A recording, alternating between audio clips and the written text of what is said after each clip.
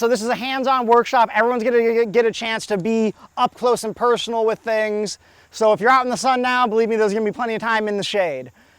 Because when we're dealing with mushrooms, we wanna stay shady as much as possible. Mushrooms are little shady things. So so my name is Marc Amante. Like Claire said, I am one of the Ag and Natural Resources educators for this area. And today we are talking about, today is a hands-on workshop talking about different ways to raise mushrooms. Our big one is going to be, and these are, I guess I should say, ways to raise mushrooms outdoors. There's a lot of folks who do indoor cultivation of mushrooms. It requires a lot of humidity management and things like that. You kind of have to build an apparatus. I mean, I've seen people who've built special buildings where they have airflow and humidity control. I've seen people make little tents inside their homes and fill those with humidifiers and things like that. It requires a little bit more know-how, especially if you're doing your own inoculating of bags and things like that. Then you have to have sterilization and all that sorts of stuff. That can be pricey, it can be hard to manage. So when we work outdoors, you know, we are subject to the vagaries of nature, but it's a lot cheaper. And it's something that anybody can access and get access to. And so we'll talk about a number of different mushrooms. Really today we're focusing on 4 different kinds of mushrooms. Wine cap mushrooms, Almond Agaricus mushrooms, oyster mushrooms, and shiitake mushrooms. These are not the only mushrooms that you can grow outdoors at your home, but they are some of the easiest ones to work with. There are other kinds you can look up online. So everybody should have gotten a handout. That is from a mushroom spawn supplier called Field and Forest. There are other mushroom spawn suppliers that are just as good, such as Fungi Perfecti or North Spore is another good one. And there's other ones that you can find as well. They have a lot of, like any of those spawn supplying companies can have, you know, they might have videos, they'll have information about the different strains and things like that. But the mushroom production industry from an outdoor mushroom production standpoint is, you know, it's not super well researched. There's a lot of like mystery, and that's kind of true of fungi in general. You know, it's like morels, oh, they're out there, sometimes they're there, sometimes they're not at the same place one year to the next. It's not always clear, but luckily, like the types of mushrooms we're talking about today are fairly well understood, even if not fairly well researched from an academic perspective. How many of you were at my Intro to Backyard Mushrooms class? Okay, great. I am going to review a little bit of that info for folks who weren't there the first time, but I'm not going to spend a whole hour on it because we want to get to making some mushrooms. In general, when you're doing outdoor mushroom production, the big thing that you want to be concerned about is you want to have a space that is at least partially shaded. Fully shaded for a lot of mushrooms is even better. So, you know, that might be the north side of your house. If you've got a nice patch of woods, or you live in, or you have some acreage with some woods, that's an ideal space. If you don't have it, you can make it though. You can just use 80% shade cloth, set up some posts, and then create a shaded space. Or you can do a combination. So for example, I have my own mushroom operation in my house, at my house in Springfield, and I have an urban lot. It's a 1/4 acre, and basically I have the north side of my house is pretty shady, and I actually have got a couple trees nearby, and I just rigged up a shade cloth to go from the side of my house onto the trees, and so I've got about 120 logs in my backyard. If you want to do this, if you're just doing it for your own personal production, you don't need a big space. I'm doing it for commercial production, so my whole mushroom yard is the whole length of my house, basically, on the north side of my house. But, you know, for yourself, if you're just wanting some mushrooms for your own personal consumption, you really don't need all that much space. You know, maybe like a 10 by 10 area. And so if you've got that much space for your own that's shaded, or you can make it with shade cloth, you've got the space to do mushrooms. And even if you don't have that, really, if you've got vegetable beds, or if you have a vegetable garden, or if you've got ornamental plants around your house that you mulch around, those are also great spaces for other kinds of mushrooms that we'll talk about today. So mushrooms like the shade, that's one big thing. Mushrooms also like moisture. And so what that means is that for mushrooms that you're growing in mulch or compost, like we're going to talk about, especially if you're doing it in a vegetable garden or in your beds, ornamental beds, you got to keep that moist. So whenever you water your plants, that's good. They need about as much water as your plants do, about 1 inch to 1.5 inches a week. If you're doing logs, same thing. You want to keep them, like when you inoculate them, you want to keep them a little bit moist after you do it. So if it rains that week, great. If it's snowing and you like put it out in the snow, also great. We'll talk a little bit more about some of these specifics for each kind of mushroom as we get into it. But basically the thing is, moisture is really key. For a lot of the mushrooms, if you're letting them fruit naturally, they're going to fruit when it's cool and moist. Because again, they don't necessarily grow super well in the heat. So cool and moist, so your springtime and your fall is your prime time for a lot of these mushrooms. So you might get ones that naturally fruit, again, like sometime in April to May, depending. Or for some of the shiitakes, it might actually be starting in late February, early March, you'll get some. And you might get some then, you know, right about now, mid-September through October to November-ish, depending on the strain and the species. There are types of mushrooms that actually you can force to fruit, and we'll talk a little bit about that as well. So that's how like a grower like me personally, or any of you who are interested in commercial growing, you can force fruit these mushrooms so you can have a regular production schedule, so that way you can go to a farmer's market and have mushrooms every week. Or you can sell to a restaurant, you say, I'm gonna have about this many mushrooms a week, you know, I can commit to 2 pounds, 5 pounds, 10 pounds, whatever, based on all that sort of information. So, you know, your moisture control, your shade control, your temperature control, those are the really critical things for getting your mushrooms to be productive.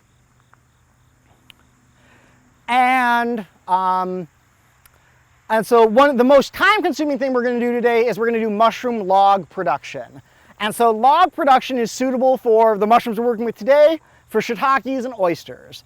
There are a number of other mushrooms that will do well in logs, namako, chicken of the woods, hen of the woods, lion's mane is another big one, chestnut mushroom. A lot of these are a little bit more nitpicky. They need some extra care and some extra prep. So we're not working with a lot of those today. We're working with shiitakes and oysters, but there are other options if those aren't your favorite mushrooms. Again, if you go to, I mean, like, you know, if you have a particular mushroom that you really like, I can answer questions about it. I can see what I know, or you can check any of those fungus spawn producers and see what they say. When you are doing log-based mushroom production, there are a couple things you need to consider. One is what species of mushroom you're doing. Because different species of mushroom like different species of trees to colonize. So that means when you are harvesting logs, you gotta know what trees you're harvesting. So, you know, it's a good, if you're not really big on tree identification and you want to do this, especially if you have your own woodland that you're going to be cutting down trees, it's a good idea to go out when there's leaves and go look around and see. But also, you know, get some tree ID books, especially if you've got ones that you can identify trees by the buds or the bark. That's really helpful. And look up information about the type of mushroom you want to grow and figure out what trees like what. On your handout, there's a chart that's very small. If you go online, you can blow it up really big. It's a weird format that I wasn't able to print out a blown up version. So that again is field and forests. You look at North Spore, you look at Fungi Perfecti, they have their own charts, and sometimes there's a little bit of difference in there. So as an example, Field and Forest does not recommend cottonwoods, aspens, or poplars for shiitake production. North Spore says it's okay. Not great, but okay. So, you know, sometimes again, you might have to, there might be some trial and error involved. But so different mushrooms like different tree species. So for example, shiitakes, which we're working with today. The best trees for shiitake are oaks, beech, and sugar maple. Those are some of the best ones for shiitake. They also like ironwood, musclewood, hop hornbeam, and any other kind of maple. Those aren't as good as the oak, the beech, and the sugar maple, but they'll work all right. There are some that it can colonize that, like, you know, like it's things, there are some other ones that you might try. Again, you can look at these different charts and there's a compatibility rating. Usually it's like excellent, good, okay, and don't do it. So, like, for example, shiitakes don't like walnut. So if you have a walnut tree that you're cutting down, you know, you don't want to do shiitakes in it. Conversely, things like oyster mushrooms really like cottonwoods, aspens, poplars, and maples. They like some others as well, but those are some of the big ones for oysters. Namako really likes wild cherry, and not a whole lot else. So again, learning to identify your trees and learning to know what mushroom you want and what trees it likes is important for your when you're doing log inoculation. And sometimes, you know, in a perfect world, you say, I'm doing shiitakes, I'm only going to get oak logs because that's the best, you get the most yield, they colonize the fastest, that's great. Sometimes you don't have oaks. So in terms of sourcing logs, there are a couple different options. You know, if you have woodlands, great, you can get some logs. When we're doing log-based production, we generally want to work with logs between 4 and 6 inch diameter. That's mostly just because, so like for this one here, this looks like it's probably 5 to 6 inches. It's just easy to pick up and move because you are going to be moving these around a little bit. If it was a 12-inch diameter log, that gets a bit hefty. It's hard to move. Especially if you're older, you want the smaller logs. You can do some production with some bigger logs. It just kind of depends on your preferences. One thing to think about is if you're doing force fruiting logs, so the force fruited mushrooms, when you force fruit a shiitake mushroom, for example, you have to soak it in water for 24 hours. The log then is full of water and gets extra heavy. So that's one reason why these logs are about 40 inches long. Most commercial producers do 36 to 48 inches for their log size. 40 is kind of the standard. I did all mine at 48 because I'm still at least a bit young and I don't mind hauling them around a bit. But there's no reason you can't do 2 foot or even 1 foot if you wanted to. If you have bigger logs though, like say you have a tree that most of it is 4 to 6 inches in diameter, but the bottom like 5 feet or so is like 14 or 12 or 10 inches, you can use that for another type of production method we're going to describe today called Totem Method. And there's some info on your handout about what that looks like, where basically a totem is a stack of logs where you stack it, you put spawn in between, and you just stack it up and let it rest. With these logs that we do, these are called, in the industry, they're called a bolt. This bolt is a maple of some kind. And so there's bolt production, totem production, and then there's the mulch and compost production that we'll talk about a little bit later. So, you know, if you have your own woodlands, it's really easy to get logs. You can just go out and say like, okay, I want to do shiitakes and like maybe I have like 1 or 2 oaks, but I got a lot of silver maples or I've got a lot of sugar maples. And so, you know, if you know anything about forestry and forest management, a lot of times when you're picking your logs, you want to cut down trees that you don't want to grow up bigger, ideally. So if you see like a crowd of small trees, that's a great time to get two or more out of that crowd, so that way the one that's left can improve its growth. Or if you've got a few big trees with like some small trees in between, you might as well get rid of those small trees for mushroom production. Yeah. A limb? Limbs are also just fine. Yeah, so if you have a limb that you want to remove that's the right diameter, that's just fine. Totally perfect. Mark, Yeah. is the log from the Christmas tree like a bigger stump like that? Are they okay or not? You bring up a great point. You do not want to use any conifers. There's pretty much no mushrooms that do well with conifers. So you could not use a Christmas tree. There might be one or two that are not typically used. For the most part, you want to avoid any conifers. It's hardwoods that we're looking for these types of mushrooms.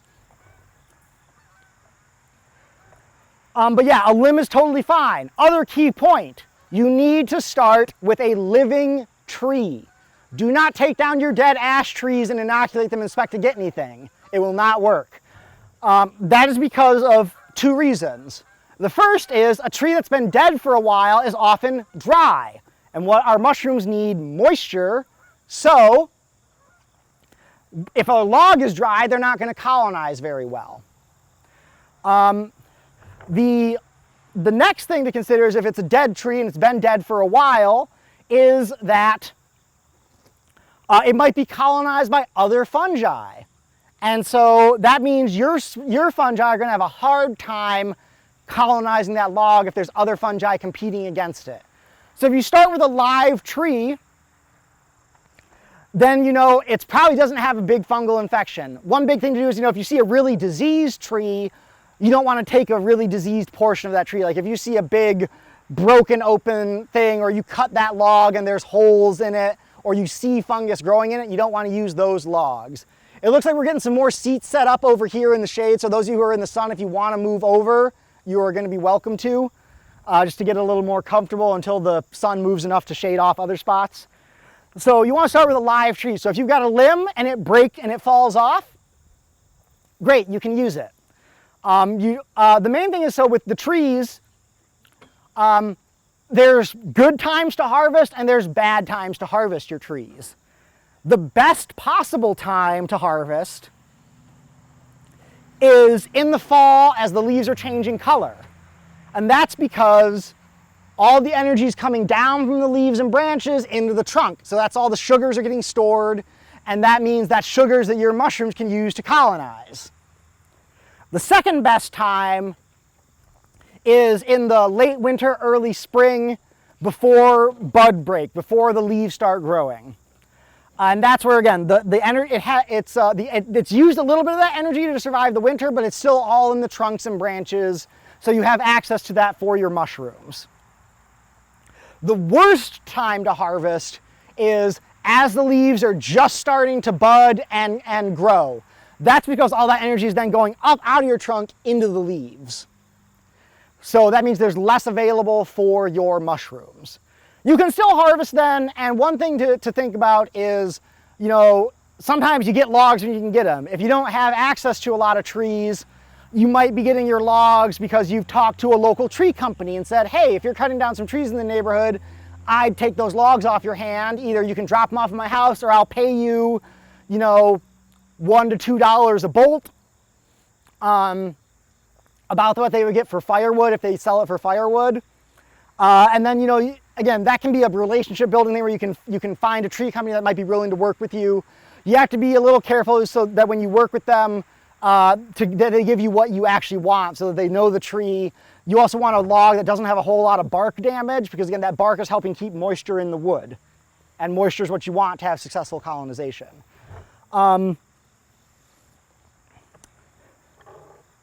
Lost my train of thought for a second. We're talking about colonizing. I'm sorry.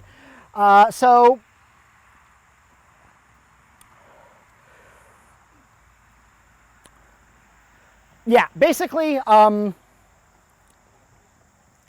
the time of year. If the tree company's cutting down trees when those leaves are budding out, and that's when you can get logs, sometimes that's when you get logs. The main difference is just like when you get it at the less optimal time, it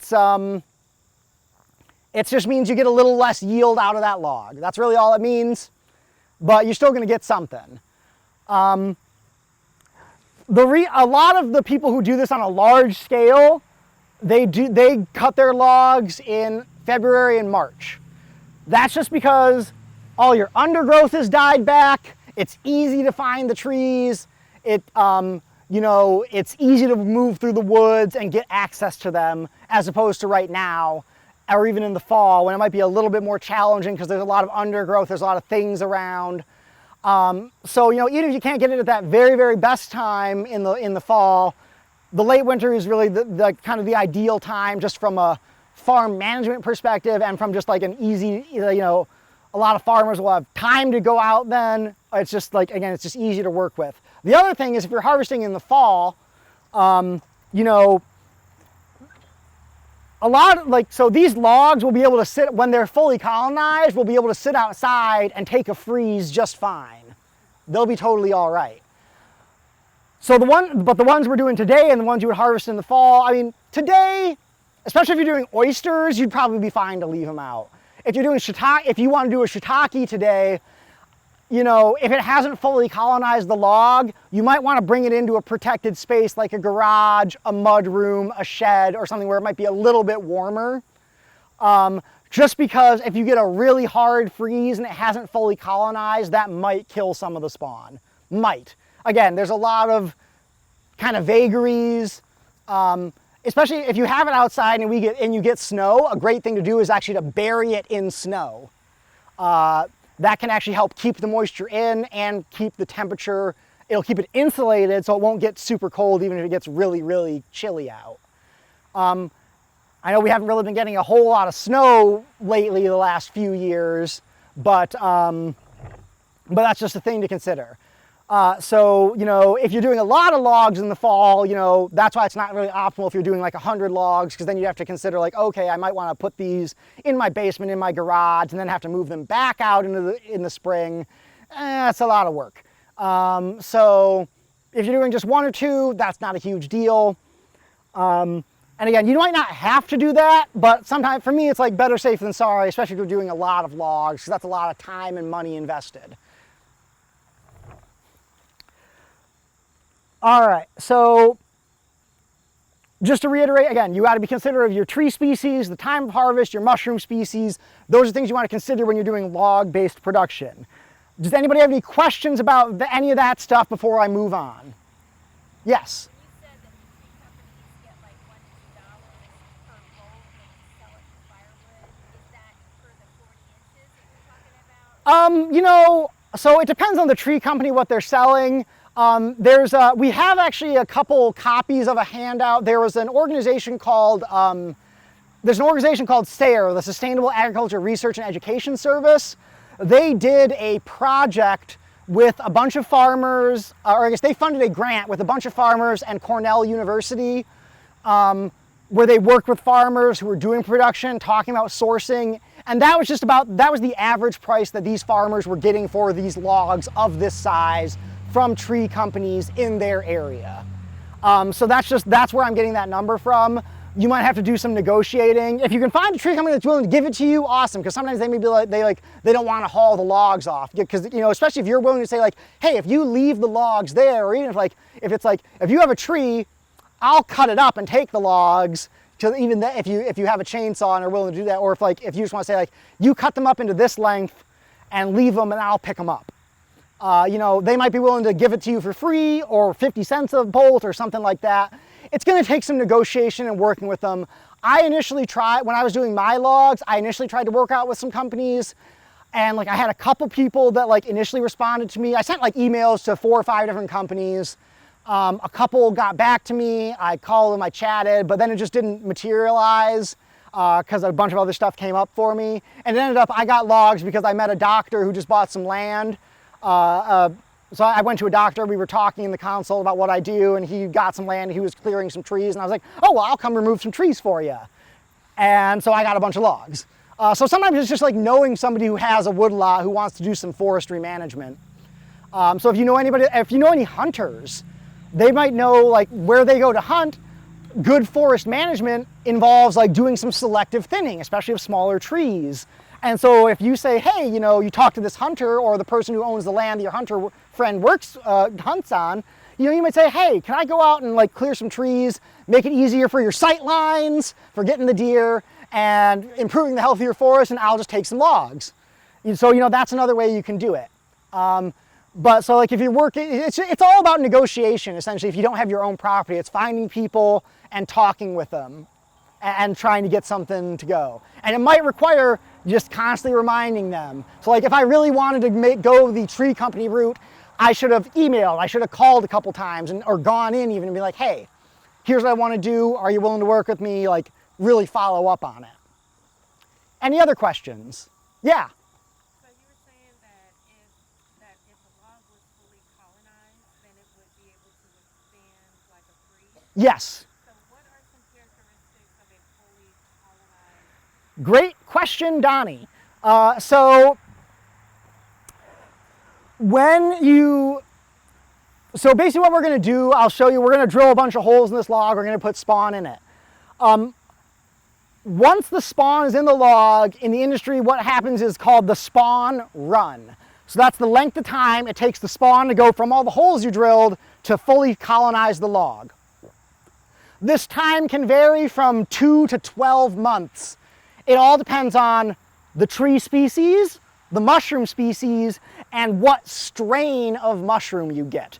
One way to tell that the log is fully colonized is you start seeing white on the ends of the logs, because that means the spawn has gone from these holes, run through the xylem and phloem of the log, and reach the end points. Especially, you'll oftentimes see, like, because we're going to make rows of holes, you'll often see dots of fungus aligned with those rows of holes. And again, you'll see these in anywhere from 2 to 12 months. So like I did my oyster mushrooms, I inoculated them in late April, early May, and I got my first mushrooms coming this month and last month. So that's pretty quick.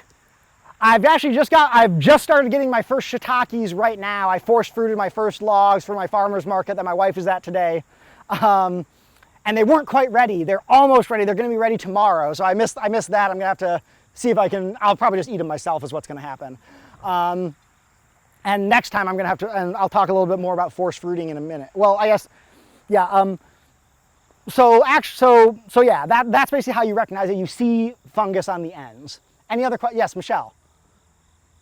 If you have to put them in, let's say, your garage, Yeah. do you have to be concerned about the logs absorbing fumes? Are being what? Absorbing fumes? I wouldn't be too concerned about that. The biggest thing is if you have it in like an enclosed environment, you're probably going to take like a little mister bottle and spritz it down once a week just to keep the moisture up. Because especially over winter, our humidity is low, or have it in a space with a humidifier. That's really going to be the big concern if you have it indoors. And again, like you're only really going to do that if you're like colonizing, especially late in the year, or like if you just want to be safe and make sure that it stays. And and one thing is like, if you do bring it in a more sheltered location, so keep in mind, it will smell a little fungusy. So, don't put it in your living room. But you wouldn't have to worry about it colonizing any wood that you're setting near or anything like that. It's not going to be making spores or anything.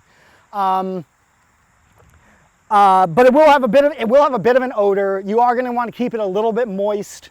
But the nice thing about it is if you're in a sheltered area, it's going to be warmer, and that means actually the spawn is going to run faster over the winter. So if you like colonize right now, or if you inoculate right now and like say oyster mushrooms, you leave them outside, they're probably going to be fine, but like they don't really grow over the winter.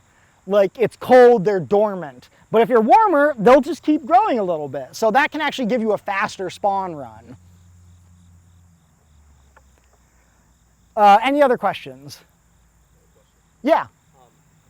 I guess it depends on what species of mushroom it is, but once, those mushrooms have colonized the whole log, how long can they, live? How many harvests? Great question. So, Can you repeat the question? yes. So the question was, basically, once the log has been colonized, how long does the log last? How long does it produce for? And so it varies a little bit. And if anybody can't hear me, let me know. I'm pretty loud, but I want to make sure that you're all able to hear me. So the length of time your log can live depends on what tree species it is, and how big the log is, and whether or not you force fruit the log. So a 4 to 6 inch log that's inoculated with shiitake mushrooms or oyster mushrooms, if you don't force fruit it, you'll probably get mushroom. So if you're not force fruiting, that means you're only doing natural fruiting in the spring and the fall. That'll probably live for, they'll probably get mushrooms off it for 6 years, maybe 8 years. If you're force fruiting the log, if it's the type that you can force fruit, so that way, so I'll just digress into force fruiting right now. So when you force fruit a log, basically certain strains of shiitakes, oysters it doesn't work with, some strains of shiitakes it won't work with. But for the certain strains, they're called wide range strains or warm weather strains. You can soak a log for 24 hours and force it to make mushrooms. Once you do that, you have to wait for 8 weeks and then you can force it again. So what a lot of commercial growers do is they take their stack of inoculated logs, they divide it into 7 sections, and they force fruit 1 section a week. So 1 week you do this stack, the next week you do the next, and then by the time you get through all 7 stacks, you can do that first one again. You can get 2 to 3 fruitings a season off of that log. A log that you force fruit will last 3 to 4 years, and after that point, it'll still probably produce, but it's not going to be a really commercially viable log. It's not going to produce enough to make it justified to do the work of moving it around and stuff like that. Now, a lot of growers will take these old logs and either like use them to border a garden or throw them out in a pile in the woods. And then in the spring and the fall, they just go out and check sometimes after a rain and there'll be some mushrooms there. So if you consider that production, you could probably add another 3-4 years of just getting at least a couple mushrooms off of a single log. In general, you can expect, at least for shiitake production, this is the one that's the most well studied. This is that SARE research program. They developed this handout. It's like 50 pages long. You can download it for free. We have some copies to check out here if you want to look through it. With shiitakes, that's what they looked at. You can get an average, like on the low end, 1/3 of a pound per log per fruiting. On the high end, 1.5 pounds. It all depends on, again, the strain of the mushroom and the tree species used. Because again, like the mushroom, you might get one shiitake strain. So for example, this is a strain called Number 1 Sun. It's a shiitake mushroom. On an oak log, maybe this gets you 1 pound per log per fruiting. But let's say if you did West Wind, that's another common one, maybe you only get 3/4 of a pound or 1/2 pound because you were using red oak. And maybe if you used white oak, then the other shiitake, then the other one, maybe the Number 1 Sun does less well on white oak, but the West Wind does better on it. One key thing if you're doing this commercially is to think about is you want to label each of your logs with the strain that you used and the species of tree. So that way you can take records and say, well, this worked well with this species, this didn't work so well, so maybe I'll try something else. But if you're just doing it for fun or you're not that, again, sometimes you get what logs you get and that's just what you make do with and that's what you have. But if you want, information's always good, and if you're willing to take the time to do the dedicated study and keeping track of that, it can really benefit you from a commercial perspective, if that's what you want to do. Any other questions?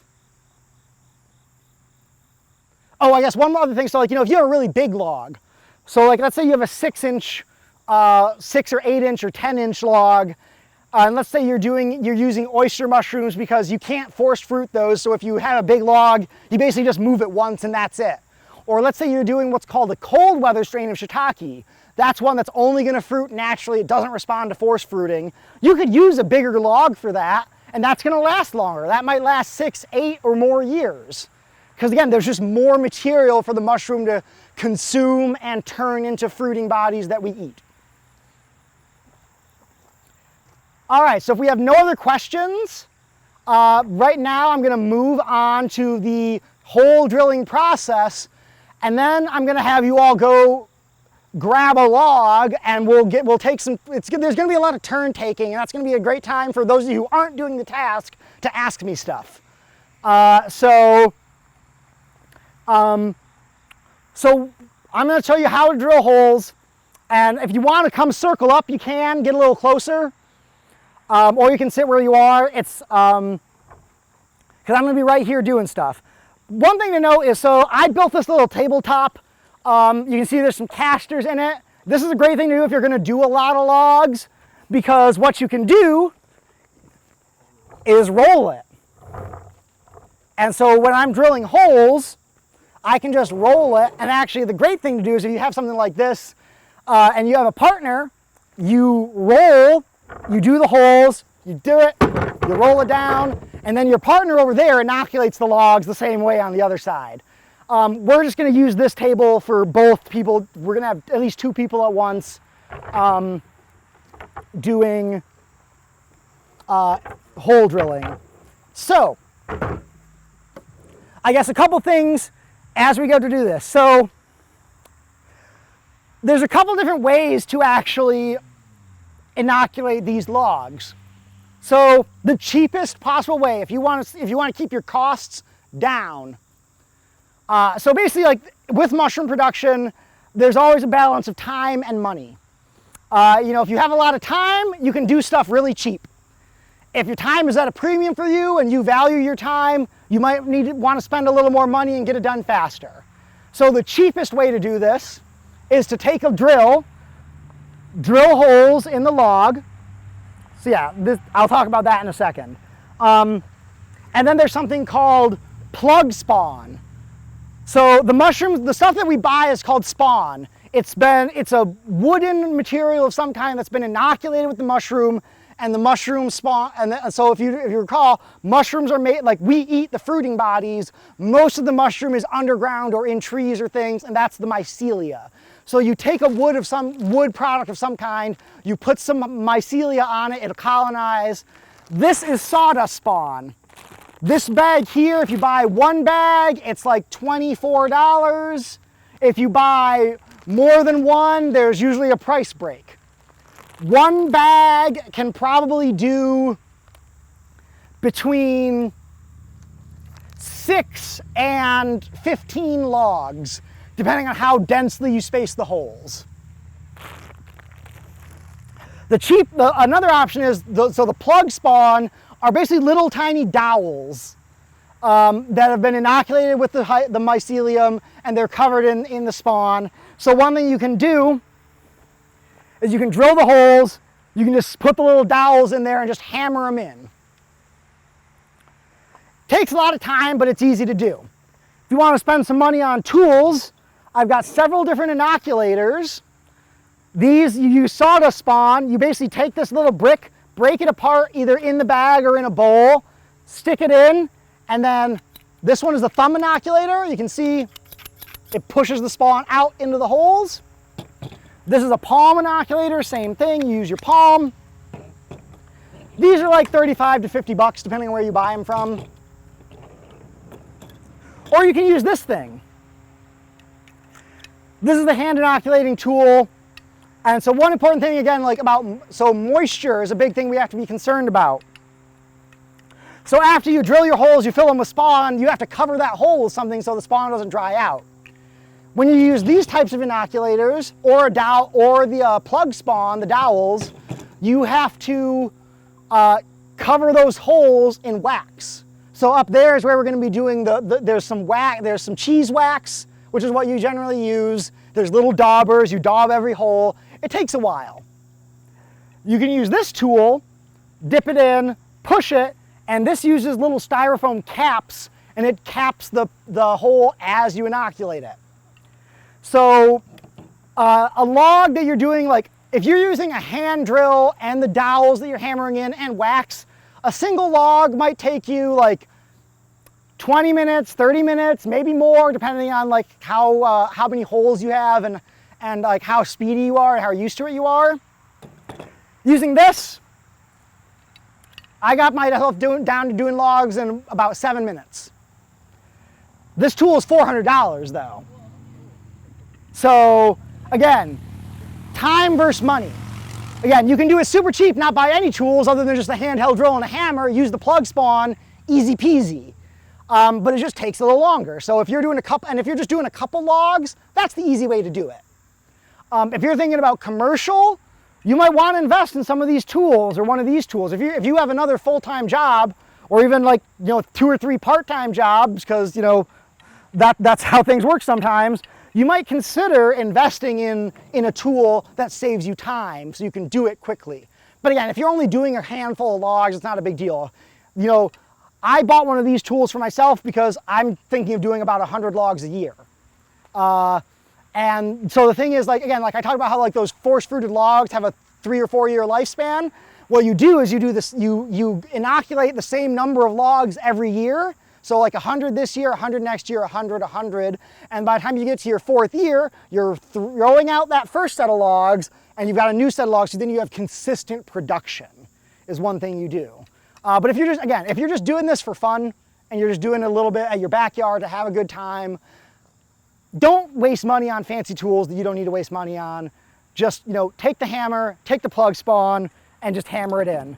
A key thing to note, I say you want to make sure you use the right size drill bit. So a lot of times these inoculators will say so this uses a 12 or 12.5 millimeter size. You need to make sure you have a drill bit that's 12 or 12.5 millimeters. This uses a 13.5 millimeter. So you want to make sure you use the right drill bit size. You can often buy the right size drill bits at any of these spawn companies, where you buy the tools, where you buy the spawn, they'll have all this equipment. You could probably find it at Lowe's if you wanted to, maybe get a little cheaper, but sometimes it's nice to just order everything all at once. The main thing about drills is drills take forever. That's a long time to drill. If you've ever drilled like a hard piece of wood to get it in, and get it out, it takes a while, and especially with this, you actually want to get a little drill stop, so you only go a certain distance in, the right distance, based on your type of inoculating tool, or on the size of your plug spawn. But what I've got here is an angle grinder. And this angle grinder has a drill bit attachment to it, and here's a 12 millimeter drill. And actually, let's see. Nice thing about these is you can switch which hand you got them on. So if you're left-handed, you can switch these around.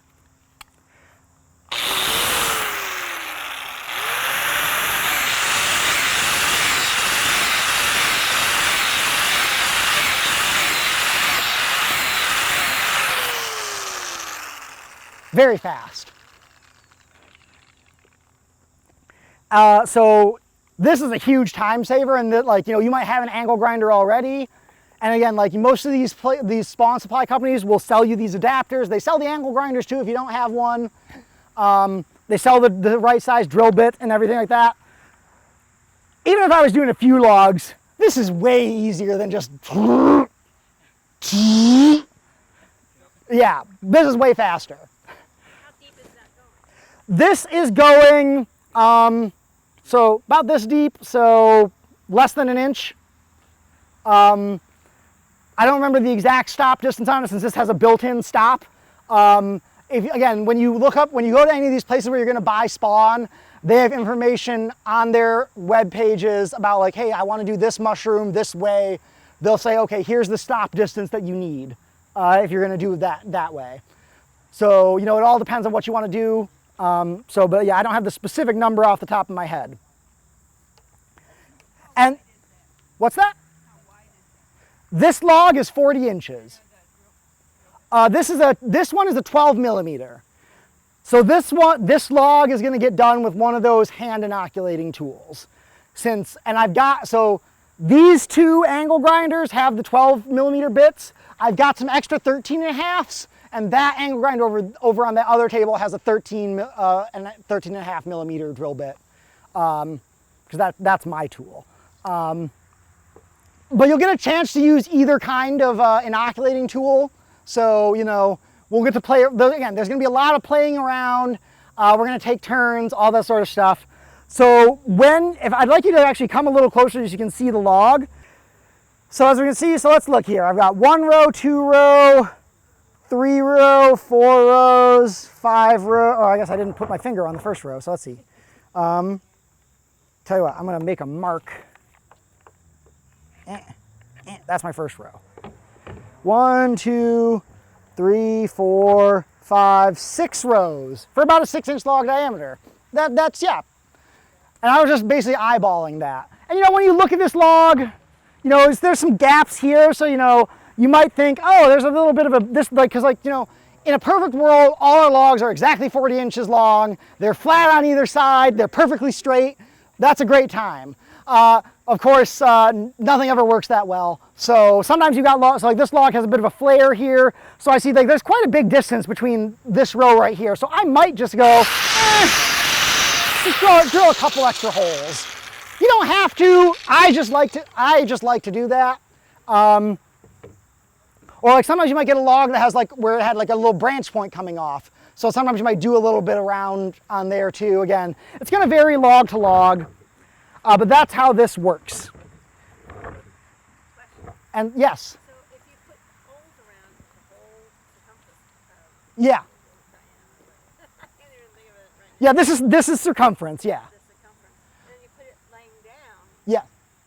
So, oh yeah, so this got to the laying yard question, which I didn't answer yet. Yeah, so if I've done all my logs, it's easiest to set them in a stack in one place all together for the spawn run. So a great thing to do is to so you don't want them resting on the soil usually. So, you know, just because like then other fungi from the soil can colonize the logs. So it's great to put them, you know, on a tarp, on a pallet is really nice. I discovered though that I put mine on pallets and some of my logs, the spawn actually colonized the pallets from the logs. So I think I'm gonna need to put, next time I do it, I'm gonna need to put some like either some cardboard, that'll probably get colonized too. So probably like a plastic tarp on a pallet and then on the tarp. Can you rest them on cinder blocks, or is that not fair? You could do that. It's just a little complicated. But so what you'll see a lot of times is you'll see people do a crib, what's called a crib stack. So you'll have logs. So this log will be like, you'll have this log, another log, another log, another log, another log on a pallet, all facing this way. The best way to do it is if you have bigger logs on the outside, smaller logs on the inside, because then it's not going to be so tilty. And then when you do the next stack, you do it perpendicular. So log this way, log this way, log this way, log this way, and then you just do it. And so that's how you stack it for the spawn run. You get them all on one. You can usually get them all in one space, and get it. Yes. So do you have space? Or do you put logs on top of logs? Yes. Or do you build a platform for the next one? The question was, could you repeat it actually? Do you put, all right, you've got the logs going this way. Do you rest the next ones on top of the logs? Yes. Do you build up a Yeah. platform? Yes, yeah, you rest them on top of the logs.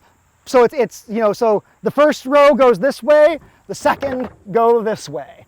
Then the third goes this way again, back and forth until you have them all stacked up. And again, this is just for spawn run. Now, once your mushrooms are ready to fruit, there are a couple of different ways to set up your laying yard for harvest. You can do the same sort of crib stack, but basically you leave gaps in between the logs for the mushrooms to grow out and for you to reach in and harvest. Mark, I have a question for you. Yeah. Since you're putting the lay down like horizontally like that, Yeah. so the base under the space that is not being used, right? So you can't do on the bottom here, is that right? But if you do longitudinally like that, so you can. Yeah, so I was gonna get into that. Yeah. So the method that I prefer is called the A-frame method, where you have either like maybe you basically lean them with you lean them up against something. like this. Yeah. So yeah, you could lean them up against each other, you could lean them up against a tree. What I'm doing is I got some black iron pipes, like a big long one, a couple small, some elbows, and then down, hammer that into the ground. And, or you could just use, wood posts too, and then you basically have a whole row of things that you, like, I could pass around my phone and I can show you, you can look at a picture of how I've set up my laying yard. Oh, my phone restarted itself, so give it a minute. So basically you can do like a log like this, like, and you want to give like a little bit of space so that you, again, the mushrooms will grow out. I much prefer this because you don't have to bend down as much to harvest. There's other ways you can do it, like there's some people who do, or like if you have like a hill, if you're growing on a hillside, you can do this sort of weird crib stack where it's like, you have a log resting on the uphill side horizontally, then you do logs vertically resting on that, another log at the bottom of those, horizontal, more logs going down a slope. That's another way to do it. I like the A-frame, I just think it's easiest. You are still gonna have to bend down to get when you get some mushrooms out of these low ones, but it's generally a lot easier. Once they start to fruit, But yeah, what happens, or from year to year, can you reverse the position? Will that make a difference, or should it always remain in that same position? I don't know if it would make a difference. I know moving logs is a lot of work. So when you are, when you're doing force rooting logs, those are ones, again, you soak them, you move them, then when they're done, you move them back to your original stack, and then 8 weeks later, you move them again. So those are ones you could easily rotate, but like if you're doing like oysters, or you're doing cold weather strains of shiitakes, I would just lean them up and let them be. Again, like you could probably flip them over. I don't know that it makes a difference, or I don't know really what it would do. Okay, cool. And folks, I did forget to introduce another staff member, Michelle Wallace. She came down from Toledo this morning to participate. Okay, so today I've got oyster mushrooms and I've got shiitake mushrooms that we're doing in these logs, and you're all gonna get to take at least one log home. So who would like to do, actually, don't tell you what, let's walk over this way. I'll go show you the logs that we have. And then you'll get to pick a log, take it over, and drill some holes in it. And there is a wheelbarrow over there. Yeah. One other question. Yeah. When you talked about the cardboard, Yeah. the pallet, Yeah. actually starting to grow the mushrooms, is there a problem with harvesting those? You know, it's usually treated wood. I don't know if it would actually absorb the chemical that they use to treat it. I guess if you got untreated pallets, no, absolutely not, no issue. If it's a treated pallet, I don't know, it's probably okay, but if you want to be safe, because a lot of the times they use heavier metals, it's probably better to avoid it. So that kind of goes back to, I think it was Michelle's question about in the garage and the Yeah, fumes. the green plants take in Yeah. the oxide and give out the oxygen. I have not heard of that before. I mean, it could be. I don't think so. Usually, hopefully, you're not just running your car in your garage with the door closed. So.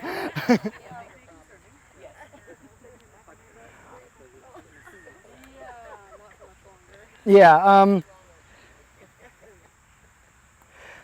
So as we walk over, if anybody wants to, this is a picture. Let me turn up the brightness on my phone. This is my laying yard setup. You can pass my phone around. That's only the one picture, so yeah, that's on the north side of my house.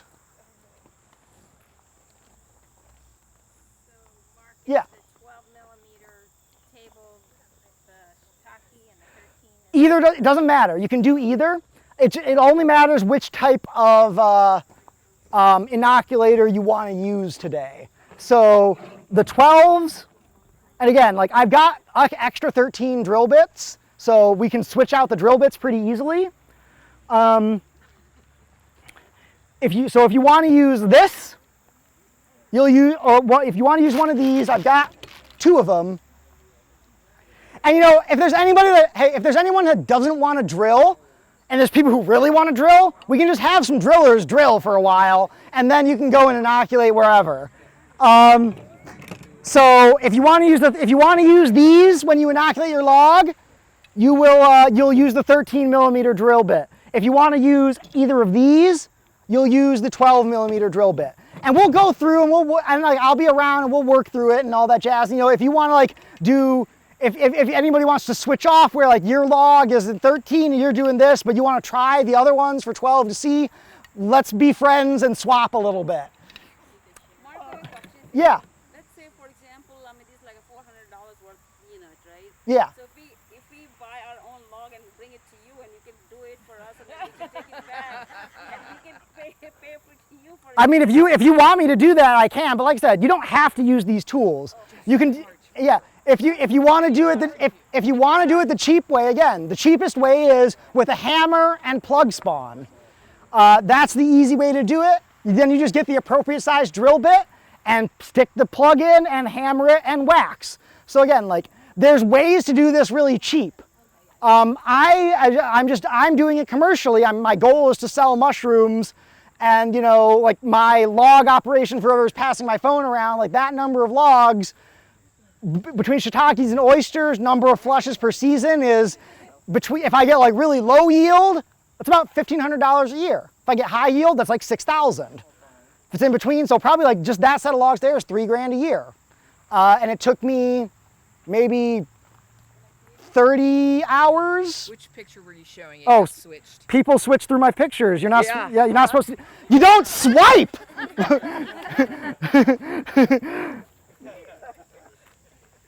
you increase that so then they can see it? So it takes some time. Yeah. So in that picture, I've got crib stacks of my my logs that are waiting for my log. I've got the crib stacks in that picture. The ones on the pallets in the front are all ones that I'm going to be doing the force fruiting. So I've got those set up because I'm not fruiting them there. I'm sticking them in a big trough of water I've got. That's so you can. What? Okay. All right. I'm not doing it. Are we done? Are we done enough? Oh, You haven't seen it? okay. 1 second. How about we email a couple pictures? I can email some pictures too. Yeah. So What do I hold on to? Okay, The edges. thank you. yeah. Okay, but she needs to see it. Against the house? Yeah. It's against my north side of my house. Okay. So let's go over to the logs. Everyone's going to pick a log. I know one person brought logs, so you don't need to do that. You can just, yeah, you have your logs. But we're going to come over here and everyone's going to grab a log.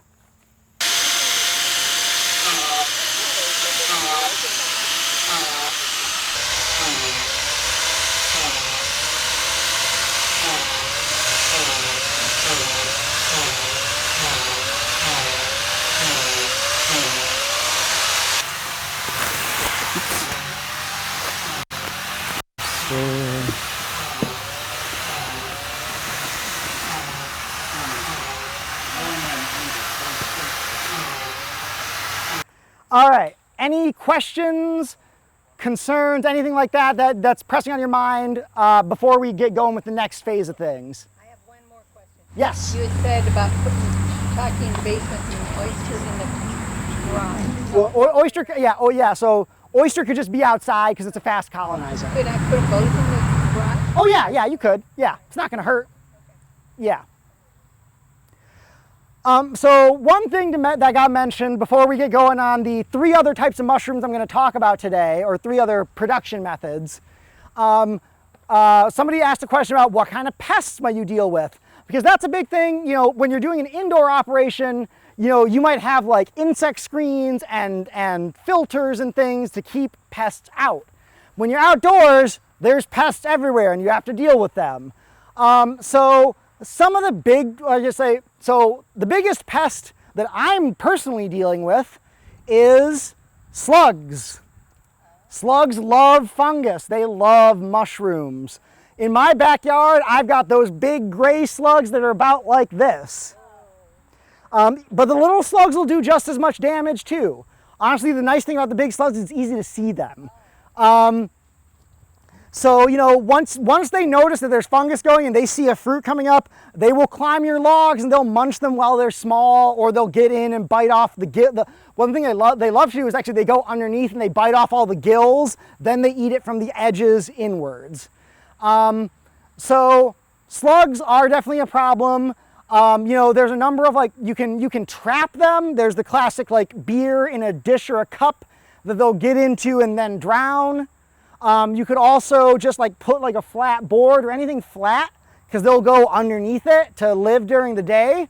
So just in the morning time, you lift it up, you find some slugs, you pull them out and you kill them, whether you drown them or whatnot. Or like what I'm doing right now is I am going out right at sundown and right before I go to bed, and I go walk around my yard and with a flashlight and I'm looking for slugs. And I'm grabbing them and I'm putting them on pavement and I'm stomping them. They are very squishy, they burst. You know, there's also baits that are poisonous, like Sluggo is an organic, an OMRI listed iron phosphate bait that will kill them if they eat it. That's the thing, they have to eat it in order to get them. So if you've got a bunch of tasty mushrooms, they might go for your mushrooms instead of the bait. Also, like the bait, you know, you have to reapply fairly regularly and things like that. So honestly, like the squishing method for a small space that's right outside my house, that's pretty easy. Yeah. How about diatomaceous earth? The thing with the thing with diatomaceous earth is like you kind of have to get it on them to really get them. So that could work. You know, you could also salt them. One thing they don't like is they don't like climbing over sharp stuff. So one thing, I just got a bunch of gravel and I'm gonna put that underneath where I've got my mushrooms leaning to help discourage them from climbing up, because they hopefully won't like to crawl over the gravel. They just don't, it makes them feel bad. They don't like it because they're all just squishy muscle. Make them feel as bad as you squishing them on the pavement? Probably not, but at least it'll discourage them, then I have to actually go hunt them. So I always heard eggshells. Was that real? Yeah, so again, that's sharp. Yeah, crumpled eggshells could be a thing. You just have to eat enough eggs to sprinkle it all around your mushroom yard if you have a bunch of mushrooms. If you're doing one log, yeah, it's easy. Yeah. Is there a market for those, like Asparagus? Yeah, I mean, I know they eat banana slugs out west. I imagine you could eat it since it's just a little mussel. You know, people, yeah, so like, and you know, like any sort of other mollusk, you could probably eat it. I don't know how tasty they are. I will say the slime gets on your hands and it's really hard to get off. I even use like the degreaser, the orange stuff with the grit in it. That doesn't get it all off. It's really gross. But yeah, so I mean, you know, when I first did my first walkthrough, I had like 15 slugs in my hand. I just did it last night, I only got 8, so I'm slowly working down the population.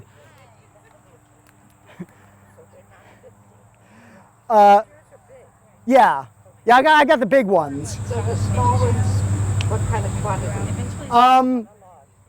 I haven't seen, I mean, so I've seen small mushrooms mostly on, I guess so when I was growing wine cap mushrooms, which is something I'm gonna talk about in a minute, at a farm I managed before coming here, we had a bunch of the small slugs, and this was just a bed of mulch that the mushrooms were growing out of, so they were just all over the place.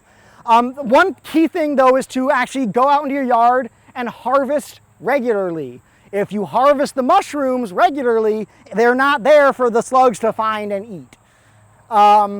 So that's why it's really nice to have your mushroom yard close at hand, right outside your house or right nearby, or if you're doing it in the woods, you know, an easy walk from your house, not way on the back 40.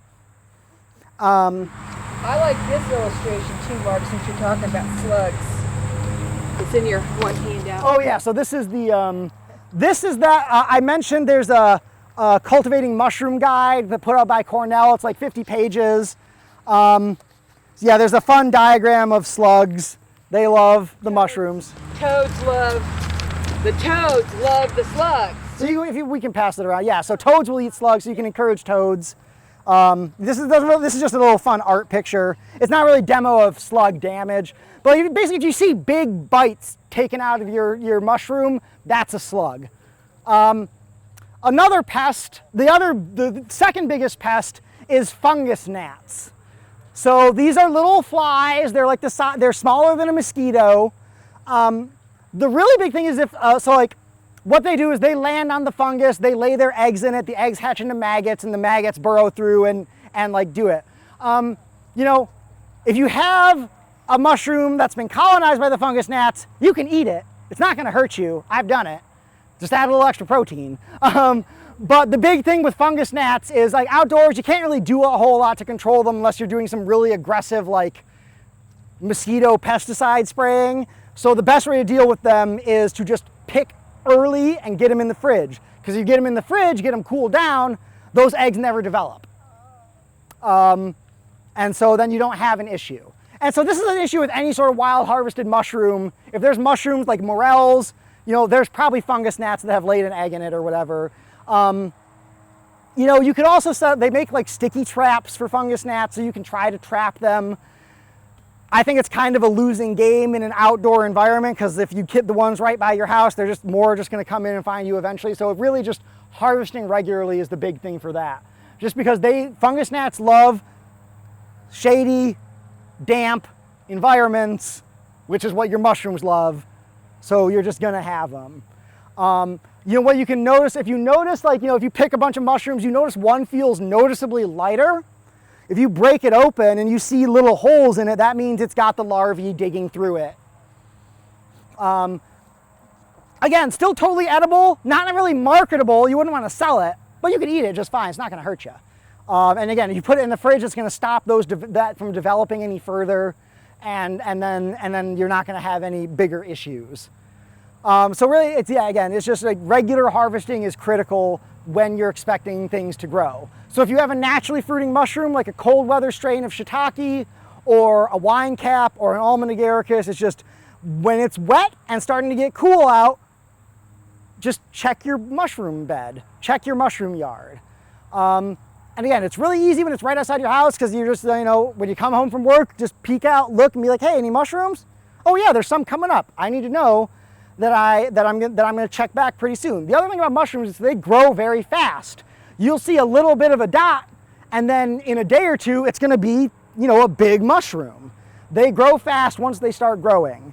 So, you know, it's important to regularly check, you know, at least, like, you know, so again, if you're force fruiting, you can expect your mushrooms to come up probably within 4 to 5, well, I would say, so I force fruited my first batch on Monday. They started pinning, which is what it's called when the mushroom starts to develop and it's starting to create a fruiting body. And they started pinning on late Wednesday, early Thursday. And they're almost ready to harvest today. They're probably going to be ready tomorrow. So you know, basically you force fruit and you'll have mushrooms within about 6-7 days. Again, if it's a naturally fruiting thing, you're going to be starting once, like, you know, for certain cold weather strains of shiitake, March, April. For things like wine cap mushrooms, you might be starting to get them in like late April to early mid-May. Just when it's, you know, for something that's called a cold weather strain, it likes the cold, you know, it's going to start fruiting earlier. For things like wine caps, it's going to start fruiting as it starts to warm up and get above 40 regularly.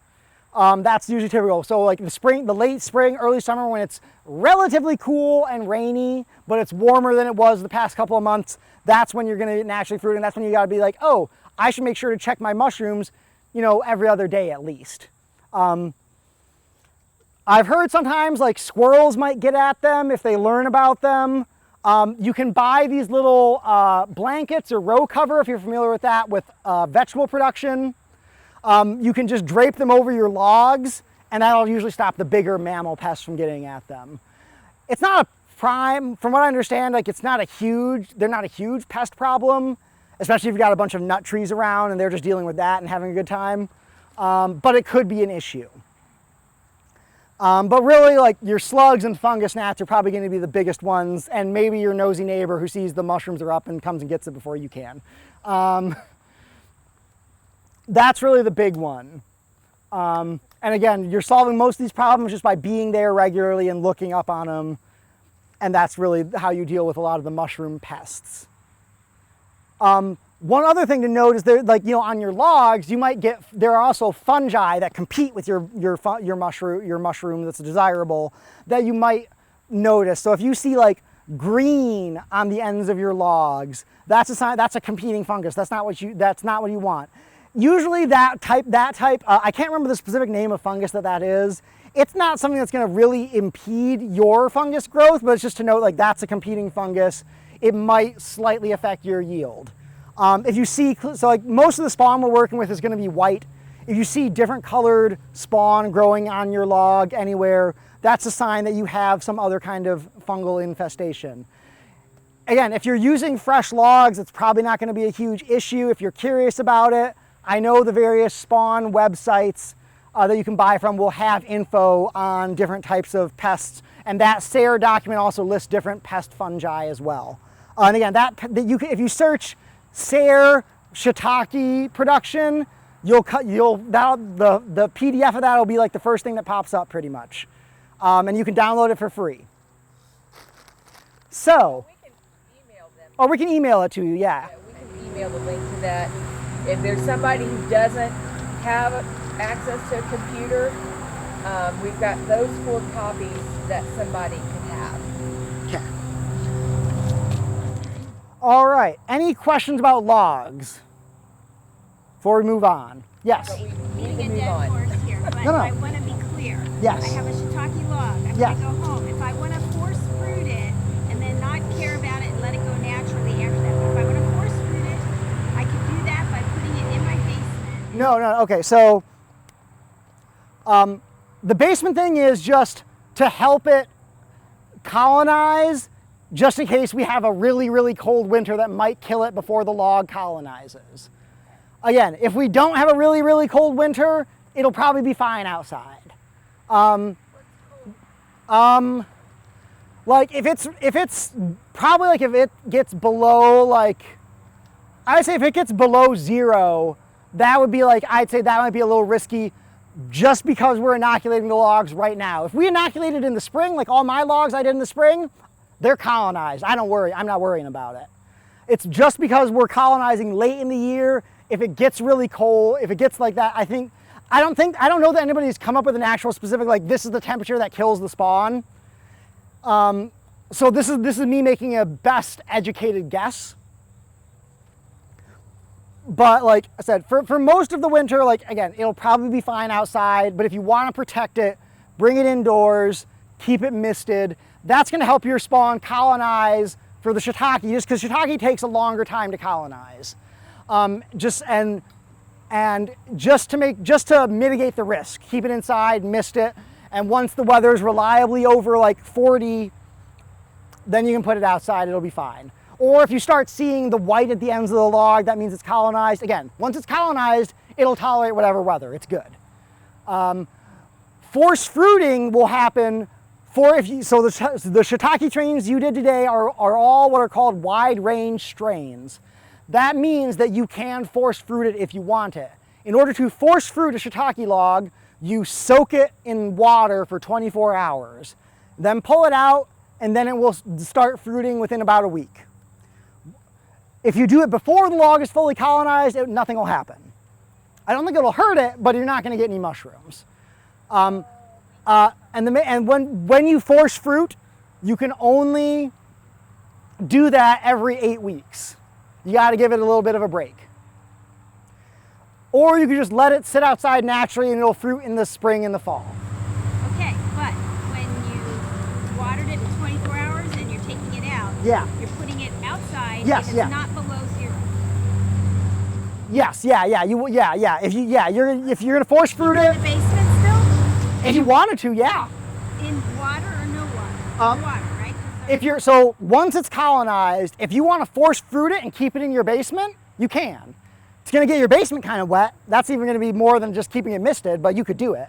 And if you wanted to do it, theoretically, if you had a set of logs and you brought them indoors to force fruit for overwinter production, you could do that. But typically speaking, most of the force fruiting logs, you would start force fruiting in May. If you're doing it outdoors. There's no reason you couldn't keep it inside if you wanted to. Okay, so what I'm going to demonstrate here is called the Totem Method of production. This is suitable for oyster mushrooms and lion's mane mushrooms for sure. There might be some other kinds that you could do, but those are the main ones you'll see done on totems. I don't know that shiitakes would do it very well. I haven't seen people doing it. You might be able to, but really oysters, lion's mane are what this is good for. So this is lion's mane mushroom. If you've never heard of that, it's this it's got these long kind of tendrils. It makes a big clump. It's white. It tastes kind of fishy. It's not my favorite mushroom, to be honest, but it's kind of cool. It's very medicinal. It's got a lot of different nutrients and things in it. So with the totem method, it's sort of like a totem pole. We're going to make a stack of several different kinds of logs. And this is a great use for your bigger diameter logs.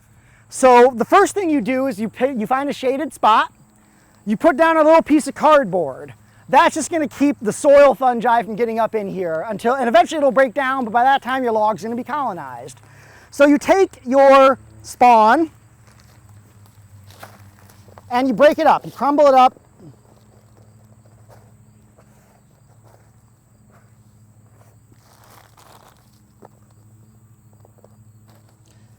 Make a nice cushion.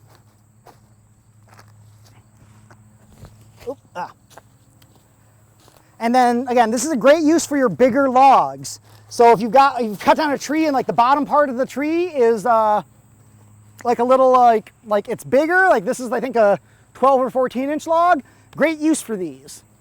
So this is a cottonwood. Lion's mane grows decently well in cottonwood. Oyster does too. And you set this on top of the spawn. Then you make another layer of spawn. Is it the same thing that you plugged it? It's the same thing, right? Yeah, it's the same. This is all sawdust spawn. You use sawdust spawn for this. Get a nice even layer of coverage. This does tend to eat through spawn pretty quickly. You can do a lot more logs than bolts than totems. So again, nice layer, like a little less than 1/4 of an inch thick, maybe 1/4 of an inch at the most. And it's great if you have a log that you've, if you've cut a log and then you use the same log to make these stacks. Ideally, you want to try to cut straight. I didn't really do a great job of this one, but it's going to have to make do.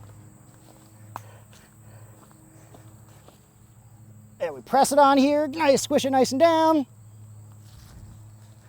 And a lot of folks will do just 2, but you could do more if you wanted. They just get a little precarious.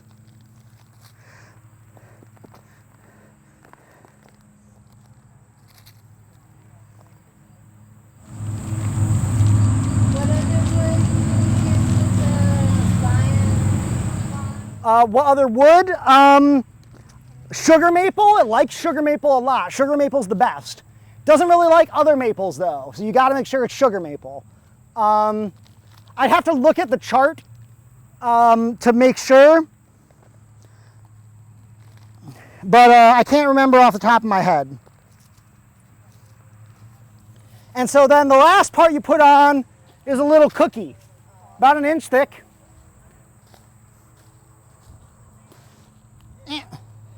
Press it down. And then you just cover this with a bag, either a plastic garbage bag. I've seen people use plastic garbage bags. I've seen people use the paper like lawn waste bags. That's a little bit more sustainable because that'll break down over time. And then what's going to happen is slowly this is going to colonize the log, and then you'll get fruiting bodies coming off of each of these gaps. You probably won't get anything out of the bottom, but that's just to help the log colonize from both ends. Again, you can stack this up as high as you really want, but they teeter because it's hard to cut straight with a chainsaw sometimes. And that's the totem method. It's pretty easy, just uses a lot of spawn. It's a great use for your big logs. Any questions about that? Now overall, does that take longer? It probably takes a little less time to colonize. The lion's mane, I think, is a little bit similar to shiitakes in timeline. The oyster mushrooms would colonize this real quick. You get a smaller yield then? Yeah, you would get a smaller yield, I think, just because so most mushrooms need oxygen to actually create a fruiting body, which is the part that we eat. So, your bolt has those spaces where you've drilled in, it has all those spaces for the oxygen to get in, whereas this just has the ring. So, I'd say a bolt probably could definitely make more production than this size totem. Now, if you had a totem this tall, that's probably going to have more production on it. But you also have to be careful when you're picking that you don't knock your totem over, because that'd be a sad day. Could you drill like a hole in the middle of each log and then like put down like a metal post and then just like stack them up and on the back? That's a really good idea. You probably could do that, yeah. Yeah, or a wooden dowel so it'll become mushroom, yeah. And so, if it's real, so ideally you should be putting this in a deep shade area that never gets sun. If it's really hot, you might want to come out and water it before it's colonized. But for the most part, most of the mushrooms you're going to do this with will colonize pretty quickly, and the bag will help keep moisture in. But again, it's always good to, the biggest cure for your problems are going to look at things. And if you look and it seems dry, water it. And especially if you're using a plastic bag, you're probably definitely gonna have to water it because the natural rain's not gonna get in there. But then it's just over it. So Mark, when it rains somehow, if your log is outside, if that rain, and you did not pick up on time when it was raining, so would it matter? Would it harm it? What was that again? If it's raining and you left it just like that without covering with the plastic, if it rains too hard, would it be harming? I don't think it would harm it, no. I mean, if you get like a flood that washes it away, obviously that's a problem, but rain water was only gonna help most likely. All right, so that's method number 1. So I'll talk about wine caps in a minute, but over in this bed here, where everyone is sitting, I don't see any coming up now. Right here. Okay, yeah. So We had to pick them yesterday because they were. yeah, this bed was planted with a mushroom called Almond Agaricus, And they're coming up here. and we'll pass it around. It smells kind of like almonds. That's the okra. So if you want to pass this around, it smells kind of almondy. These grow on compost. So all you have to do is just, you take the spawn comes in these bags, and the thing with the Almond Agaricus, so these other spawns you refrigerate. Almond Agaricus is a warm weather only mushroom. It will not tolerate cold. You do not put it in the fridge. Anybody else want to take a look at these? You got some coming around. So Almond Agaricus will last 6 months at room temperature. And the thing with Almond Agaricus, so it'll come in a big block like that. And what you want to do is you want to break it into chunks, like 2 to 3 inches across, and just plant it in compost like you would a vegetable. So this is a great thing to put in a raised bed where you've got compost and you're adding it. And you actually plant it under your vegetables, and the vegetables provide the needed shade. You're watering your vegetables so it stays moist. If you really want to go gung-ho, put some straw over it to keep it moist. And then this will pop up in a few months. I think, when did you plant this? Well, we did the intro August or July. When did we do the intro session? July. July. So July we did the session. Was it late July? It was like mid or late July. Mid to late July. So yeah, so these got planted probably in late July. Yeah. And they fruited now. Now these are going to be just an annual crop. You have to buy this spawn every year if you want to get it again, because it'll die in the winter. What is the name? Almond Agaricus. Mark, I have a question for you. Yes. It looks more healthier, meaty. When you get from the store, it feels like it's almost gonna die. So you're hesitant to even buy from the store because sometimes they're dark and stuff.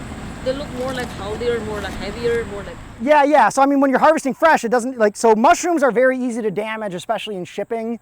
So you can see, like, you know, if you go to a mushroom store and like the mushroom's starting to brown, that's oxidation that happens. So it's losing some nutrition as it starts to break down.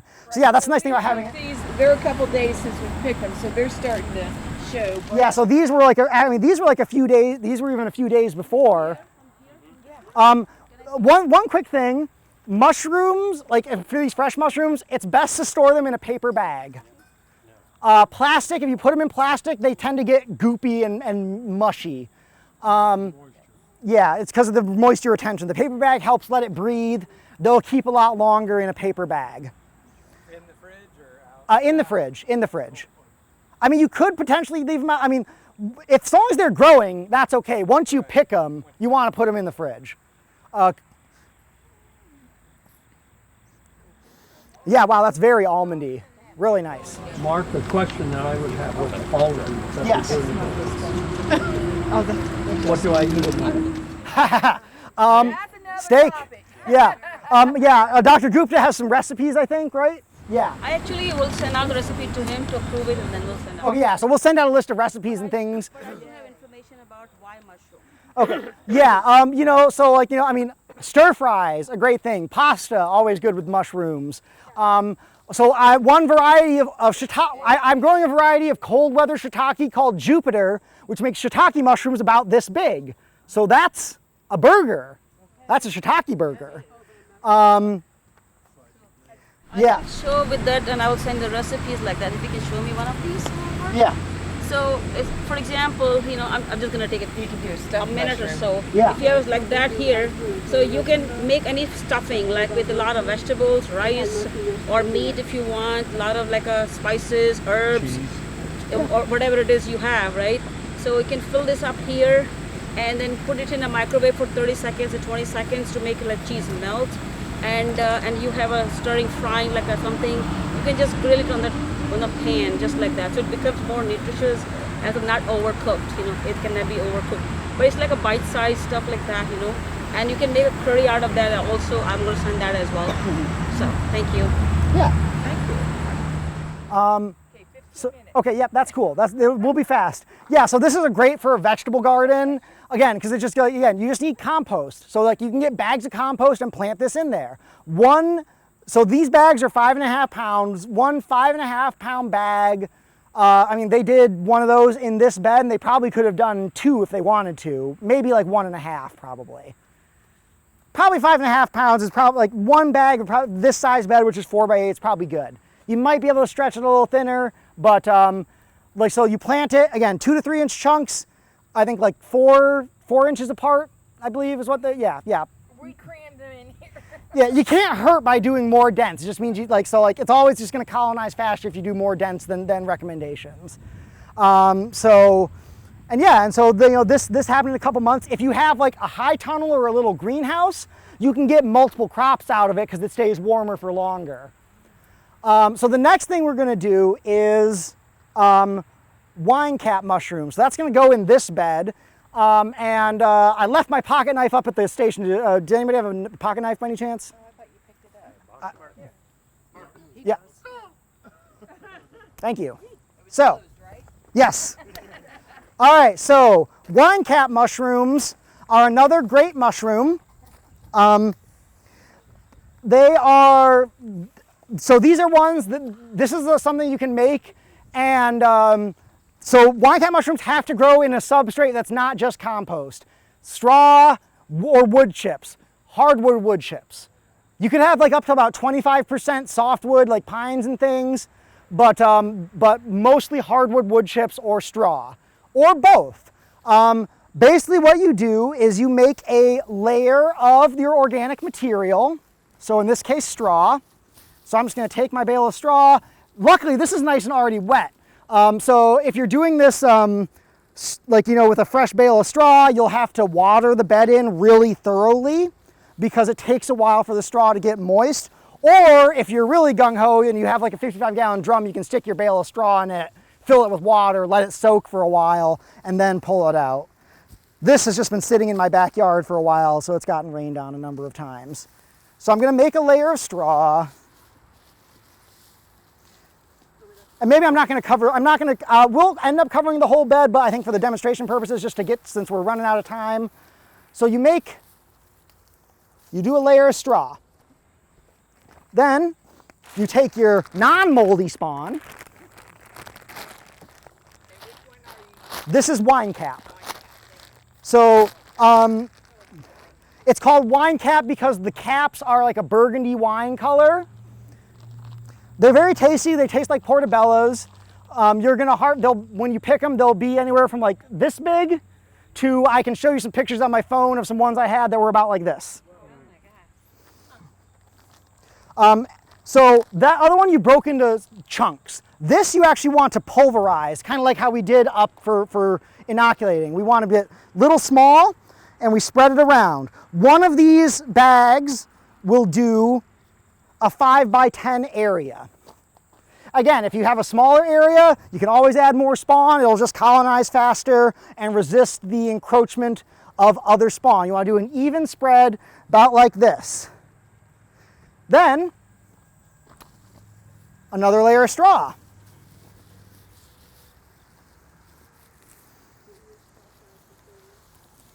Do you grow a lot of wine Ask caps? for a flake. Have I, or? Do you? Yeah, so I turned my backyard. I pulled out about 1,600 square feet, planted raspberries and rhubarb, and then I did a bunch of mulch and I inoculated all the mulch with wine cap mushrooms. You get about £1 per square foot between a spring and fall fruiting. What do they retail for? That's a good question. I was going to charge $12 a pound, so that's about that's $3 for a standard mushroom package like you would get at the grocery store.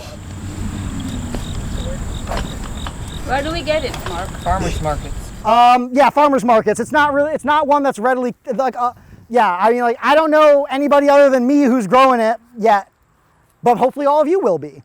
So I've done another layer of straw, then more spawn. So again, I'm doing straw here. You can also do wood chips. The main thing is so straw is colonized very quickly, but there's not a whole lot of nutrition in it. So basically the mycelium eats up the straw really fast. With this, I'll expect probably a spring fruiting and a fall fruiting. And if I'm really lucky, I might get one the following spring. But you can just add more straw and maybe a little bit of extra spawn to be safe, just to keep it fresh. And then you can just keep it going. I visited a patch that people were doing at University of Missouri, their agroforestry research area, and they had a patch that they'd had going for about 4 years. Again, they just re-up adding straw and or wood chips every year, just to keep giving the mycelium food. Again, this is great for doing under a vegetable garden, under ornamental plants. Usually you want to do at least 3 layers, 4 if you can get it.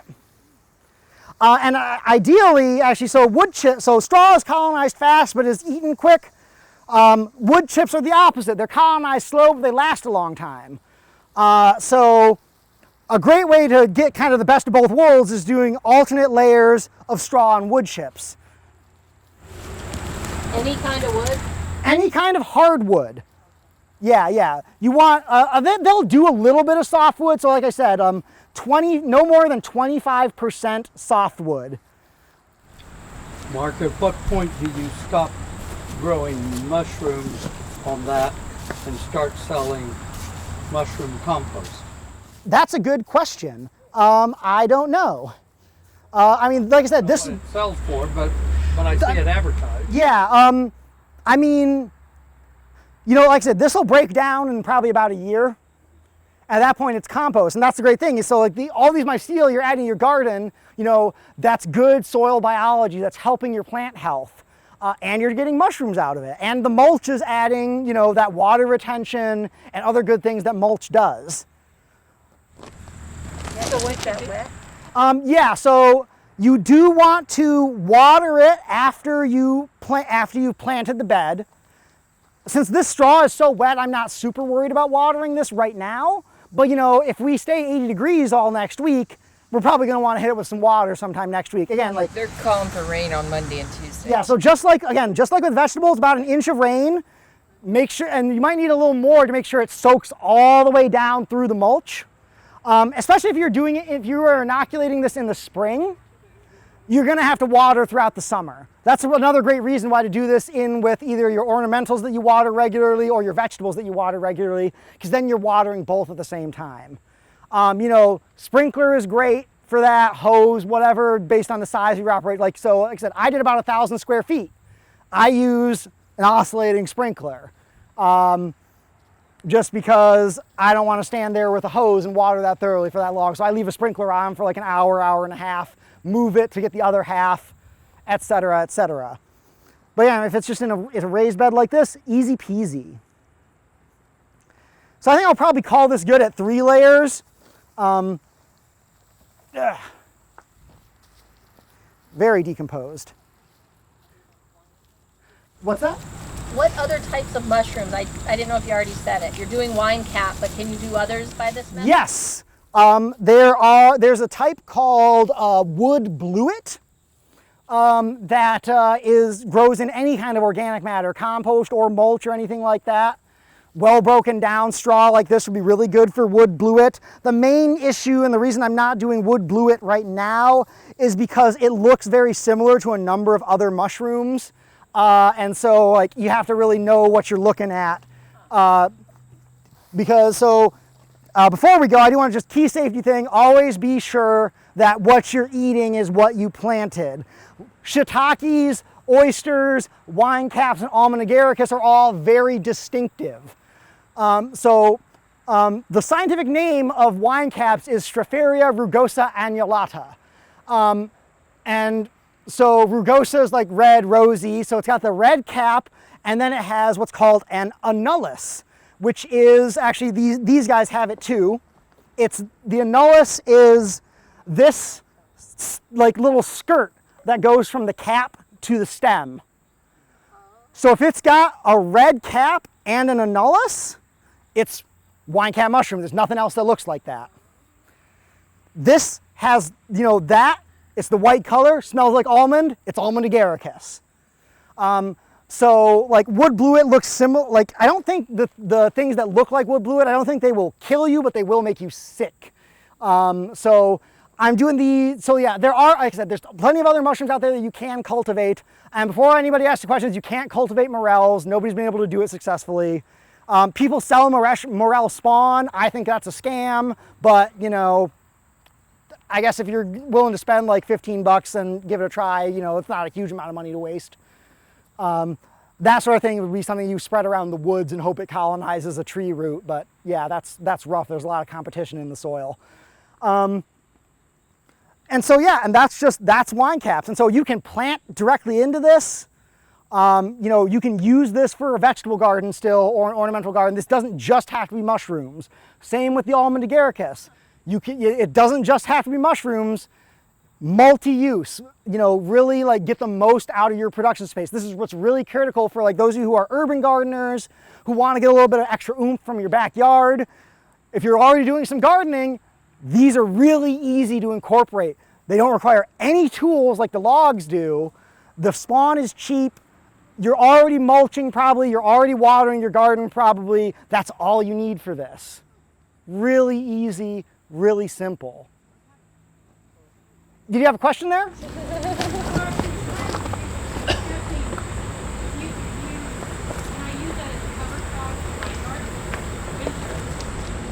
I mean, certainly, yeah.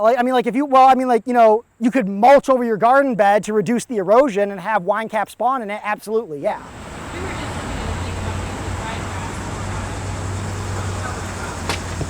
Yeah, so that's a little different because cover crops are like a living plant that then is getting the roots in the soil. I mean, theoretically, like if you wanted to plant rows of ryegrass or like winter rye would probably be a better choice, honestly. Ryegrass is a little finicky.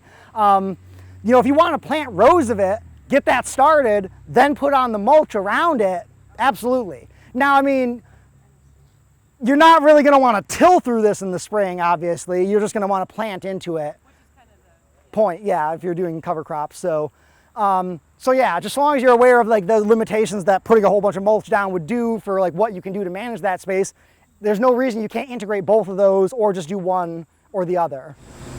How long do you think it will grow in, once you plant it today? Okay, so I planted this today. This should probably fruit next May. Probably. Next year, May. If we have a dry spring, it might not go until the following fall. But so like I planted 6 10 by 10 patches at the last farm that I managed. That wasn't my own personal farm. I planted them in late August, and I got 700 pounds of mushrooms the following May. Now, the thing is, I had expected it to take longer because that was my first time with it. So I lost about like 200 of those pounds. They were eaten by slugs and fungus gnats and things because I didn't go out and check my plot because I wasn't expecting it. Because I was just like, oh, it's been rainy this spring. 'Cause I think this was in 2018 when we had a really wet spring in northern Ohio, which is where this was. And I was like, oh, I should check the mushrooms. And it was like mid-May, and just carpet of mushrooms over these patches, just huge. Like I said, I'll show you some pictures if you want to come by my phone. I can show you some things. But yeah, and then we checked every other day and harvested a lot of mushrooms and put them into our CSA for the farm. So since you put it today, yeah. So if any of us can do maybe this week or so we can expect next May, maybe? Yeah, I would say probably May. If we were having a dry spring, water it, that'll help. If we're having a wet spring, you should colonize nicely. All right, awesome. You're growing in a high tunnel. If you're doing it in a high tunnel, you're going to obviously have to water your mushroom patches because you don't get rain and it's hotter. The humidity is going to be really helpful for the mushrooms, honestly, but you're just going to make sure you water regularly. And you can double crop it? There's no reason you couldn't. It's very popular, actually. A lot of people actually, even if they don't put it in their crop rows, they do their path in wood chips and inoculate it with wine cap. Would you grow this in direct sunlight? So wine caps prefer wine caps actually like partial sun. They will grow with a little, so for example, in my backyard, what I've done is I planted raspberries and rhubarb. They are not full grown right now. I planted them this spring. They're not going to be grown really until probably 2 years from now to be really full and filled. What I just do if it's in the full sun, water more. Make sure the mulch stays wet, and that's really what it needs. Yeah, this bed, we chose this bed specifically because it stays shaded for a majority of the time. And the tomatoes and veggies did well here, but they need to be further out where they get sun exposure. Yeah, so this is going to be some asparagus is coming up in here, and that's another thing I planted in my backyard, asparagus. Again, I've got it mulched. There's wine cap spawn inoculated. Now, I've checked my bed. I've looked and I've dug and I've seen the spawn growing. It's white, the white mycelium. That's how you know it's colonizing. You dig in, you look and see if you can see the mycelium spreading. I think I probably should have watered a little more in the summer. I went on vacation for a week and a half once and it was a little dry that week. So I think it's not spread as aggressively as I would like, but it's still alive. I dig in the mulch and under the first layer of straw, when I get down into the wood chips, because I did alternating layers, I'm seeing live mycelium. So some places it looks like it hasn't really stuck. So I'm probably gonna have to recolonize next spring, but that's not a big deal. Again, the spawn is pretty cheap. If you buy, again, one bag is like 20 bucks, but if you buy, I think it's like 9 or 10, at least from Field and Forest where we bought it from, it goes down to like $11 a bag. You can get 2.5 pound bags if you only want to do a little bit. Yeah, absolutely. But if you want to go in together, if anybody here is like, oh, I really want to do this, buy in bulk. You save a lot of money, more than 50% if you buy in a reasonable bulk size. So I'm going to interrupt one more time. It's 2 o'clock. For those who need to leave, feel free to do that. I just want to let you know we do have some flyers up at the table of upcoming programs. Anytime you want to be put on a mailing list, receive those, you can email me and let me know. That way, so when Mark's future programs come up, you'd be aware of it before the general public going out to the paper. But we do want to thank you for coming today. We're going to start to break down, but as long as Mark is willing to answer your questions, I don't want to hold up the rest of the group. I say like, anyone here, so we have extra logs. If anyone would like to make more, you are welcome to. If you haven't finished like inoculating or waxing, go ahead and finish that. Again, we've got more logs. You're welcome to do that at least for a little bit. If not all, if all of you want to do another, there's not enough for everybody to get an extra log. But we have some more. You're welcome to it. Thank you very much. Yeah. Thank you. Okay. Thank you all so much for coming out. I hope you enjoyed it. Again, I'm willing to stay here for quite a while to answer questions. It's all good.